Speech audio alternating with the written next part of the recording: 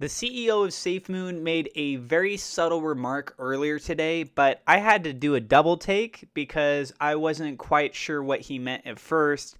And then I kind of had one of these moments. I'm like, oh, yeah, I mean, it's pretty obvious, but I'm making this video because I would not be surprised if other people are concerned and maybe they kind of had the first impression as well. I'll go ahead and explain more in a second. Before I do go any further, I want to say a special shout out thank you to our Patreon supporters. A double shout out thank you to Rem AG and Xavier Zamora for being higher level. And I also want to welcome our two new patrons. We got Cameron Carter Dupree and Amarnath Vanaparthi. I hope I pronounced your guys' names correctly. Thank you guys so much.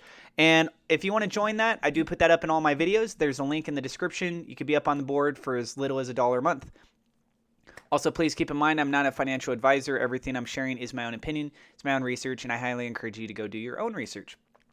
Okay, so the remark by John, the CEO of SafeMoon, he said, gate may close, but depending on how many folks are still over there, we can manually move folks over. And for some reason, in my mind, and some of you guys may have been thinking the same thing, you could have been thinking it was the exchange, gate.io. I mean, the verbiage to say gate isn't most commonly used. So in this case, we know that SafeMoon is listed over on gate.io, which is a pretty big exchange. And this is just to show you that, yes, SafeMoon is tradable over there. This is the pairing with United States dollar tether. And you can see all the price action movement. You can see what's going on with the order books, everything like that. That's not what is being meant here. I mean, it's like a 99% guarantee that he's not referring to gate.io closing.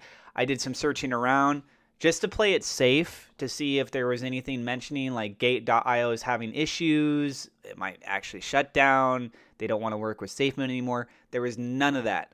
Didn't see anything with that. In fact, they got new things that's coming out. So they're still pushing forward. And it would be quite surprising to hear them just completely shutting down too. So the gate that they're referring to would be version 1 of SafeMoon. Everyone is supposed to be moving over to version 2. And there's a certain point in time where they've clarified where they are going to discontinue showing support for version 1. And basically everything's going to be shut down. So it's a priority for people. If you are watching this video and you have not moved over to SafeMoon version 2 yet, you do still have some time. I mean, at least as of the time of me making this video, I don't know when you're watching it. Maybe you're watching it way later in time and just somehow came across this video. So you do still have time. They have not set a deadline yet. When they do tell us, of course, I'll let you guys know.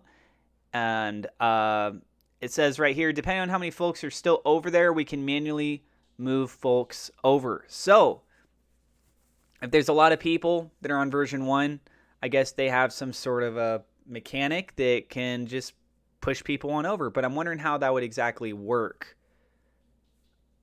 I'm not quite sure. So if you guys have any ideas of how they would be able to manually move everyone over, by all means, let me know. We know that the exchanges, they're supposed to be already working on getting the stuff moved over on behalf of its wallet holders. But if it's through something that was more decentralized, like you were using PancakeSwap all the time, what happens to those wallet holders? How would they be manually moved over? I don't quite know. I think I heard stuff about like they take a snapshot and then they could push people over that way. Does that also mean that the dust accounts and all these different wallets would be moved over? Would there be a threshold that would only be a certain amount? Would SafeMoon's team have to be paying out massive amounts in BNB transactions to be moving over all these accounts? Or is everything getting moved into one pool, converted over and then appropriated to the same address? Because I do know that when I moved over from version 1 to version 2, my wallet address, that's still the same. That didn't change. The crypto got converted into another crypto. Technically, SafeMoon version 1 and version 2, they're two separate contracts. So it did get moved over to a new contract, but it still exists on the same address. Let me know what you guys think about this in the comments down below. I do have referral links in the description if you want to get free cryptocurrency or free stock. You can check those out. And also, if you're new to the channel, do not forget to subscribe. Hit the thumbs up, like button. It does help us out with the YouTube search algorithm. Click the bell icon so you know whenever we go live, and I will see you in the next episode.